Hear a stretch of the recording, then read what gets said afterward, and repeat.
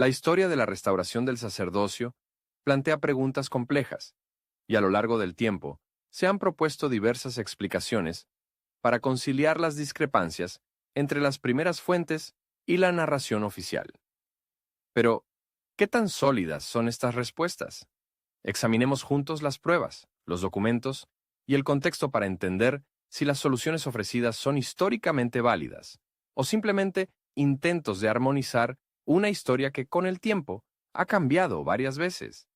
Al examinar las respuestas apologéticas sobre la restauración del sacerdocio, emerge un panorama complejo. Me gustaría analizar junto a ustedes los argumentos, comenzando por los propuestos por Fair Mormon en respuesta a la Carta CS, porque representan una defensa articulada que muchos miembros consideran autoritaria. Tomemos la primera objeción planteada por la Carta CS. Al igual que en el caso de la primera visión, ningún miembro de la Iglesia o familiar de Joseph Smith había mencionado antes de 1834 una restauración del sacerdocio realizada por Juan Bautista o por los apóstoles Pedro, Santiago y Juan. Fair Mormon responde afirmando que los documentos demostrarían cómo la visita de Pedro, Santiago y Juan ya estaba en discusión en 1830. Pero hay un problema. No se citan fuentes específicas que respalden esta afirmación. De hecho, más adelante, añaden algo significativo. El autor de la carta CS no puede saber lo que Joseph Smith dijo en privado a su familia sobre la restauración del sacerdocio, porque no existen documentos históricos que apoyen su posición de una manera u otra. Esta precisión, en lugar de ayudar a su tesis, confirma indirectamente que faltan pruebas contemporáneas. Fair Mormon define esta objeción como una falacia lógica, argumentación basada en el silencio, sosteniendo que no se puede llegar a una conclusión a partir de la ausencia de documentos. Pero el punto crucial se malinterpreta. No se trata simplemente de una ausencia de pruebas, sino de la presencia de documentos que muestran claramente cómo la doctrina del sacerdocio ha evolucionado con el tiempo. Por ejemplo, sabemos con certeza que Joseph Smith no fue ordenado al llamado sacerdocio supremo antes de 1831. Aquí emerge una estrategia común en los ambientes apologéticos. Aprovechan el hecho de que Joseph Smith escribió poco personalmente en los primeros años, argumentando que no podemos saberlo todo. Pero esta posición se vuelve problemática cuando se utiliza para ignorar las pruebas existentes que contradicen la narración oficial. No tener toda la información no significa que se puedan ignorar las que tenemos, especialmente cuando apuntan en direcciones opuestas a lo que sostiene la Iglesia. La carta CES plantea otra cuestión crucial. ¿Podrían haber sido retrodatada la restauración del sacerdocio por Joseph Smith para justificar un mayor control sobre la Iglesia? Fair Mormon responde analizando lo que definen como pruebas circunstanciales, concluyendo que la restauración del sacerdocio de Melquisedec podría situarse plausiblemente en un periodo de 17 días, entre el 15 y el 31 de mayo de 1829. Sostienen que este lapso de tiempo es demasiado corto para permitir una falsificación posterior de los eventos por parte del profeta. En su defensa, Fair Mormon cita algunos pasajes en los que Joseph Smith afirma haber visto a Jesucristo, sugiriendo que sus conversaciones con los apóstoles podrían incluir también a Pedro, Santiago y Juan. Pero este argumento no se sostiene cuando se observa que estas figuras nunca aparecen en las primeras versiones de las revelaciones, que se añadieron solo más tarde. Particularmente interesante es la referencia a Moroni. Según Fair, en 1823, el ángel habría predicho que, cuando las planchas de oro sean interpretadas, el Señor dará el santo sacerdocio a algunos. Lástima que la fuente de esta afirmación sea una carta de Oliver Cowdery, escrita en 1835, 12 años después de los hechos narrados. Este detalle refuerza más bien la sospecha de una retrodatación. Analicemos ahora en detalle los 7 puntos principales presentados por Fair Mormon en defensa de la restauración del sacerdocio. Primer punto. Fair cita Mosía. 18:17, Alma 4:20, Alma 5:3, 3, Nefi 11:25 y 3 Nefi 12:1, como pruebas de que el Libro de Mormón hablaría del sacerdocio supremo según el orden de Melquisedec. Pero hay un problema evidente. Cualquiera que lea estos versículos notará que la palabra Melquisedec no aparece en ninguno de ellos. Una discrepancia significativa. Segundo punto. En abril de 1829, durante la traducción del Libro de Mormón, Joseph Smith y Oliver Cowdery habrían tenido una disputa sobre el apóstol Juan, resuelta a través de una revelación que encontramos hoy en Doctrina y Convenios 7. Sin embargo, este episodio no tiene ninguna conexión directa con la restauración del sacerdocio, por lo que no entiendo por qué Fair lo incluye en su argumento. Tercer punto. En agosto de 1830, una revelación, Doctrina y Convenios 27:12, menciona Pedro, Santiago y Juan, a quienes os he enviado, por medio de los cuales os he ordenado. Pero es crucial notar que este pasaje fue modificado en 1835 para incluir explícitamente a los 3 apóstoles, un cambio no menor. Cuarto punto. En abril de 1830, Doctrina y Convenios 20:2-3 describe a Oliver Cowdery como ordenado bajo la mano de Joseph Smith. También en este caso, se trata de un texto que sufrió pesadas modificaciones posteriores, como demuestra la comparación con las versiones originales. Quinto punto. Fair cita una declaración de Parley P. Pratt de 1870. Joseph Smith y Oliver Cowdery buscaron esta autoridad superior, enviándoles a Pedro, Santiago y Juan. Pero este testimonio llega 40 años después de los hechos, cuando la narrativa oficial ya estaba consolidada, y por lo tanto no puede considerarse una prueba independiente. Sexto punto. Hiram Page, presente en la fundación de la Iglesia en 1830, en 1848 afirmó que Pedro, Santiago y Juan habían conferido el sacerdocio antes del 6 de abril de 1830. Pero también este testimonio llega 18 años después, cuando la versión oficial ya había cambiado, y Page mismo no estaba presente en la supuesta ordenación. Séptimo punto. Brigham Young declaró: sé que Joseph recibió su apostolado de Pedro, Santiago y Juan, antes de que se imprimiera una revelación sobre el tema. Pero al comparar el Libro de los Mandamientos con Doctrina y Convenios, se ven claramente los cambios realizados con el tiempo en la historia de la restauración. Lo que emerge de este análisis es un panorama preocupante. Todos los argumentos de Fair Mormon se basan en fuentes posteriores a las modificaciones doctrinales, nunca en pruebas contemporáneas a los eventos descritos. Las adiciones y revisiones posteriores, especialmente las de 1835, coinciden con periodos en los que Joseph Smith estaba consolidando su autoridad en la Iglesia. Esta correspondencia temporal no puede ser ignorada y plantea serias interrogantes sobre la secuencia real de los eventos. Ahora, analicemos un punto crucial planteado por la Carta Ces. Aunque hoy se enseña que el sacerdocio fue restaurado en 1829, debemos notar que ni Joseph Smith ni Oliver Cowdery hicieron tal afirmación hasta 1834. La pregunta que surge espontáneamente es: ¿por qué pasaron 5 años antes de que Joseph u Oliver hablaran a los miembros de la Iglesia sobre el sacerdocio?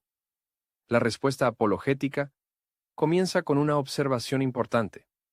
Muchos críticos ignorarían los versículos del Libro de Mormón, que harían referencia explícita al sacerdocio supremo de Melquisedec. Tomemos como ejemplo Alma 13:18, donde se lee claramente que Alma estaba limitado al sacerdocio supremo del santo orden de Dios. O consideremos Alma 4:20. Según esta perspectiva, sería improbable que estos relatos sean pura invención, porque sabemos que estos versículos, junto con otros en el libro de Mosía, habrían llevado a Joseph y Oliver a informarse sobre la correcta modalidad del bautismo bajo esta autoridad. Sin embargo, debemos recordar que esta sigue siendo una hipótesis importante, no un hecho comprobado.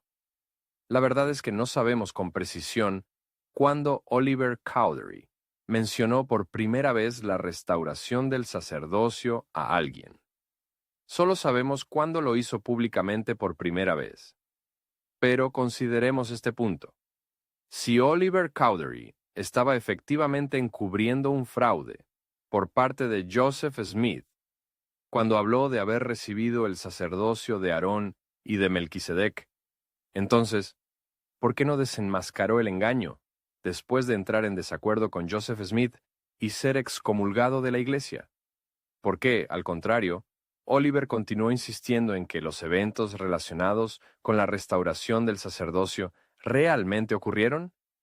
Existen muchas posibles razones por las cuales los testigos no negaron su testimonio después de dejar la iglesia.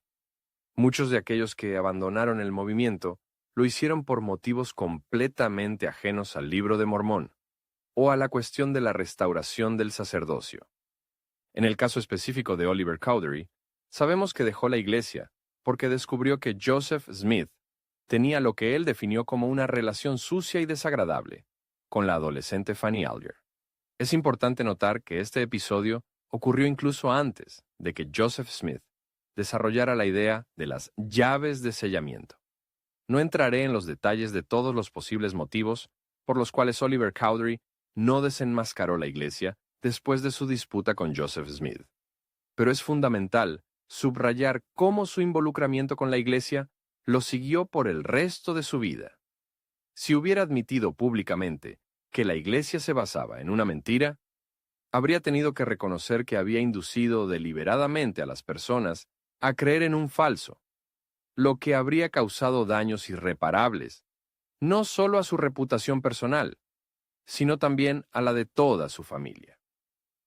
Hay otro aspecto aún más importante a considerar: los orígenes del concepto de Melquisedec. Contrario a lo que se podría pensar, esto no proviene principalmente del Libro de Mormón, sino del Nuevo Testamento, en particular de la Carta a los Hebreos, capítulo 7.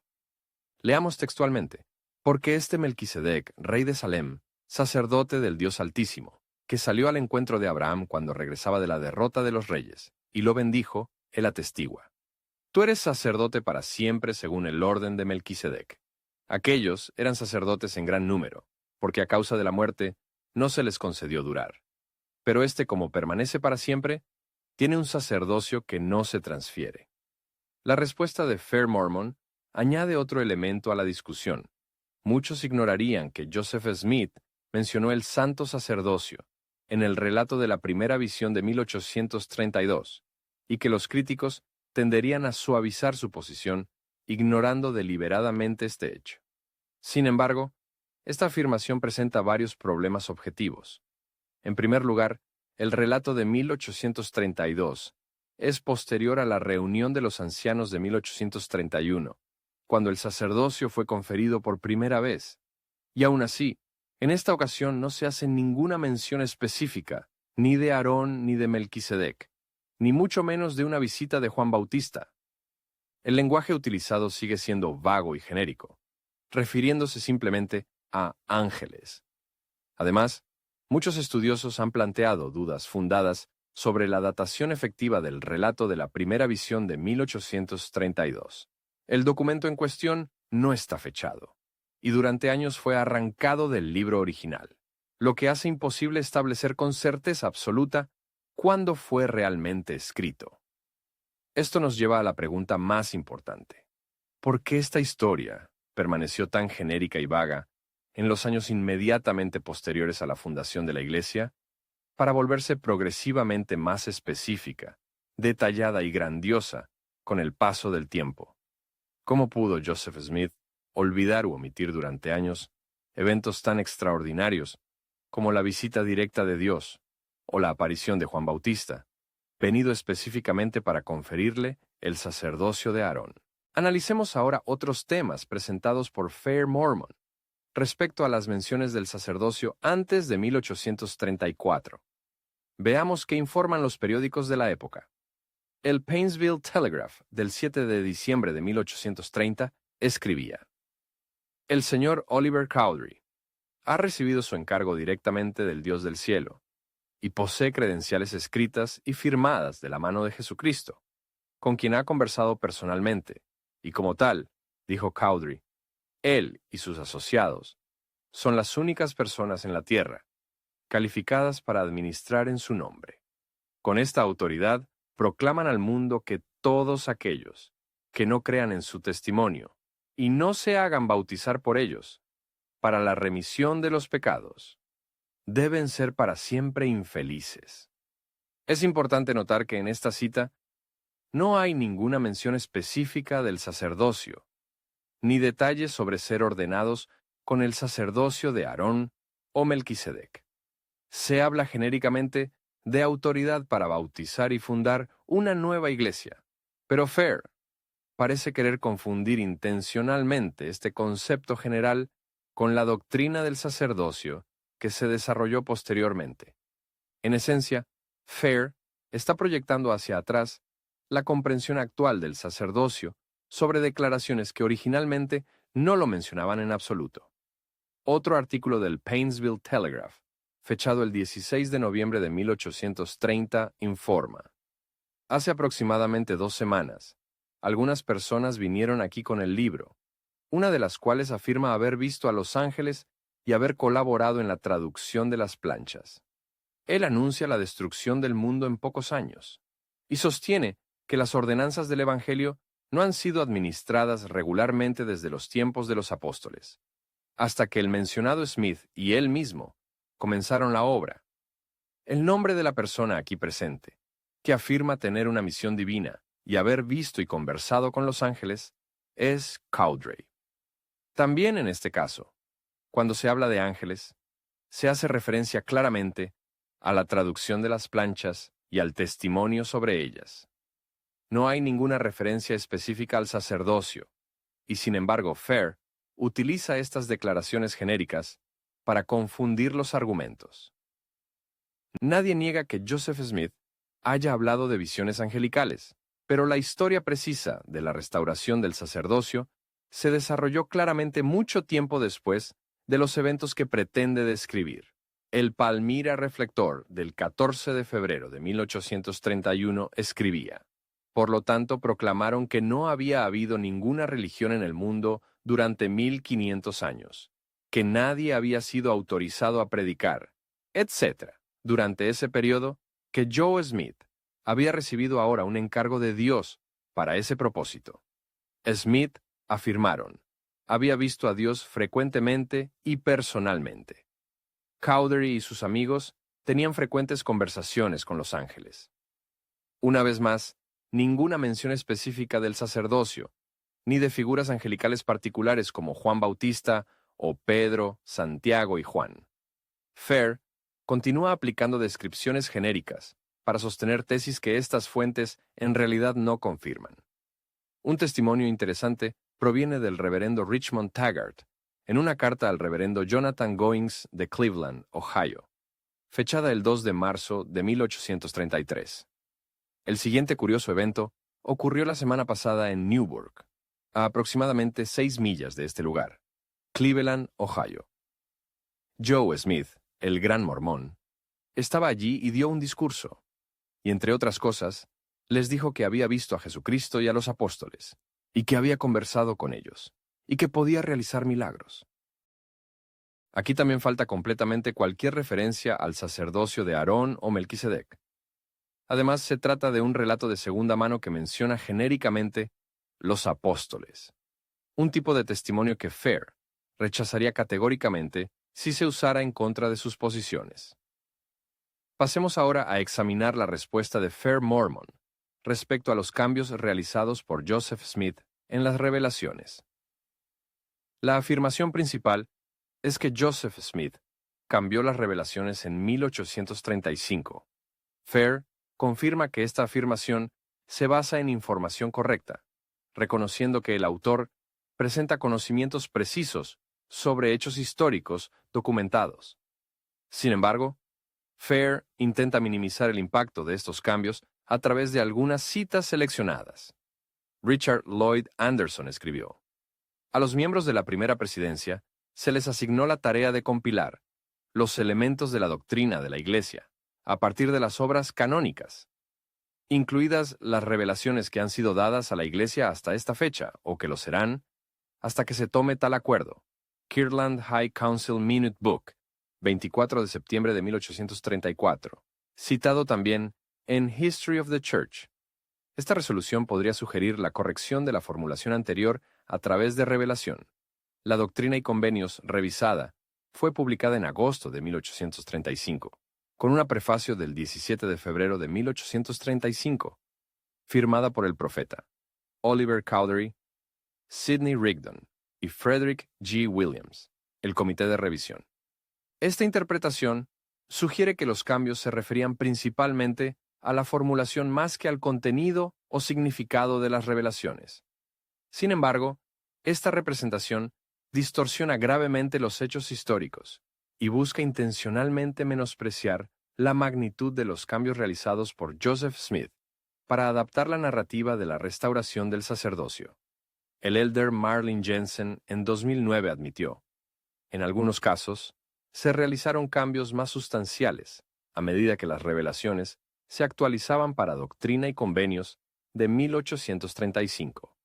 Por ejemplo, la sección 20 fue recibida originalmente en 1830, antes de que gran parte de la estructura del liderazgo de la Iglesia, como la conocemos hoy, fuera revelada a Joseph Smith. Para 1835, Joseph había organizado muchos oficios y quórums a través de revelación. Para incluir este orden eclesiástico recién revelado, se incorporaron en la sección 20 varios cambios y adiciones al texto.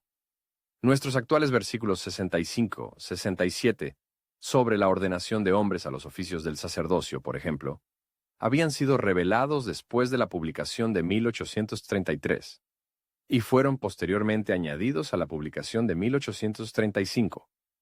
Jensen continúa.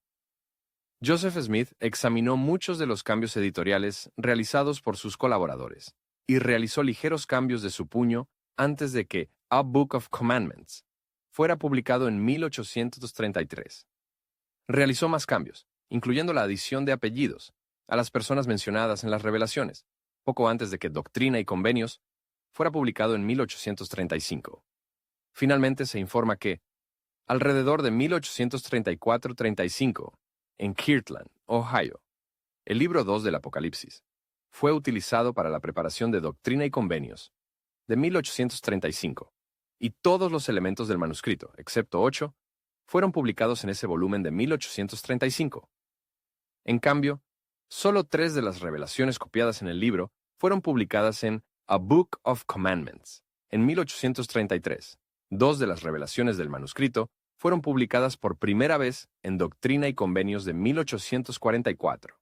Estas afirmaciones continúan sugiriendo que los cambios fueron solo ligeras modificaciones gramaticales, lo cual es claramente falso.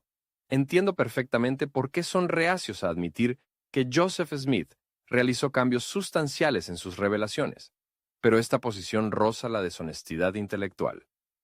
Oliver Cowdery mismo admitió: respecto a las revelaciones, digamos simplemente que nos sorprendió no poco encontrar la impresión anterior tan diferente del original. Las habíamos comparado cuidadosamente, con la ayuda de individuos cuya integridad y capacidad son incuestionables.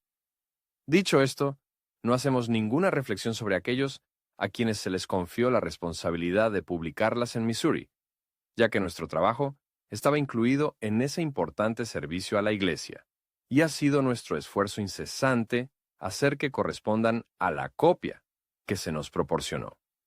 Creemos que ahora son correctas, si no en cada palabra, al menos en principio. Por el bien especial de la Iglesia, también hemos añadido algunos elementos de otras revelaciones. También esta declaración tiende a minimizar la magnitud de los cambios, presentándolos como ajustes menores, cuando en realidad, especialmente en el caso de la restauración del sacerdocio, los cambios fueron profundos y sustanciales. El resto del documento Fair proporciona más citas sobre los cambios en las revelaciones, argumentando que muchos de ellos son gramaticalmente insignificantes y que los profetas tienen el derecho de hacer tales modificaciones. Fair también sostiene que la cita de David Whitmer fue sacada de contexto. Aquí reproduzco la versión completa. destacando las partes que suelen citar los críticos. En 1829, durante nuestro viaje, hablé libremente con ellos sobre esta gran obra que estaban realizando, y Oliver me declaró, en presencia de José, que se habían bautizado mutuamente, tratando así de cumplir con el mandamiento. Y después de nuestra llegada a casa, en junio de 1829, José ordenó a Oliver Cowdery como anciano, y Oliver ordenó a José como anciano en la Iglesia de Cristo. Además, durante ese año, se completó la traducción del Libro de Mormón, y predicamos, bautizamos y ordenamos a algunos ancianos. Y el 6 de abril de 1830, 6 ancianos junto con alrededor de 50 o 60, según recuerdo, miembros, se reunieron para dar vida a una organización. Nunca he oído que un ángel hubiera ordenado a José y Oliver al sacerdocio de Aarón hasta 1834, 183.5 o 173.6 en Ohio. La información que recibí de José y Oliver sobre este asunto es la que he afirmado, y que se les ordenó hacerlo por revelación a través de José. No creo que Juan Bautista haya ordenado a José y Oliver como afirman y creen algunos. Considero esto un error, un malentendido. No veo cómo este testimonio respalda la versión oficial de la restauración del sacerdocio. Fair intenta eludir el problema utilizando definiciones de diccionario del término ordenado, para sostener que, de todos modos, José y Oliver iniciaron el sacerdocio, a pesar de que Whitmer afirma claramente que la cronología no coincide. Estos argumentos apologéticos no logran responder adecuadamente a los problemas planteados por la historia de la restauración del sacerdocio. Muchos de ellos, en mi opinión, son intelectualmente deshonestos, si se consideran las respuestas proporcionadas por Fair. Utilizar fuentes tardías para demostrar que la restauración ocurrió como se relata oficialmente no se sostiene históricamente, y las vagas referencias a los ángeles no refuerzan en absoluto la credibilidad de José Smith. Una última respuesta apologética digna de mención es la de Richard Bushman, quien en Rough Stone Rolling escribió sobre José Smith. Él revisaba sus revelaciones, añadiendo nuevo material y conectando unas con otras, alterando su formulación a su antojo. Se sentía autorizado a ampliar las revelaciones a medida que su comprensión se expandía. Al igual que en el caso de la teoría de la traducción libre del Libro de Mormón y la del catalizador para el Libro de Abraham, este tipo de razonamiento es indistinguible de un verdadero fraude. Estas explicaciones pueden tranquilizar a los creyentes, porque ofrecen una respuesta abarcadora, pero en realidad no abordan el problema de fondo. En este caso específico, José Smith no se limitó a modificar algunas palabras en la historia de la restauración del sacerdocio, sino que añadió personajes bíblicos prominentes para hacerla más creíble. Para usar una analogía, sería como si yo afirmara haber jugado un partido de baloncesto con algunos jugadores que me dijeron que era bueno. Luego, años después, cuando mi autoridad fuera cuestionada, reescribiera la historia diciendo que esos jugadores eran en realidad Michael Jordan, LeBron James y Kobe Bryant, que me habían enseñado el juego y pasado el testigo. Este ejemplo puede parecer extremo, pero es exactamente lo que hizo José Smith con estos cambios. Para aplicar la teoría de Bushman a este caso, deberíamos creer que José Smith inicialmente no sabía con quién estaba hablando y de quién estaba recibiendo el sacerdocio, lo cual no tiene sentido en la realidad. Una vez más, nos encontramos ante una teoría abarcadora que intenta minimizar el problema de los cambios realizados por José Smith. Un argumento que nadie aceptaría si se aplicara a cualquier otro líder religioso, político u organización de la que no fuéramos ya seguidores.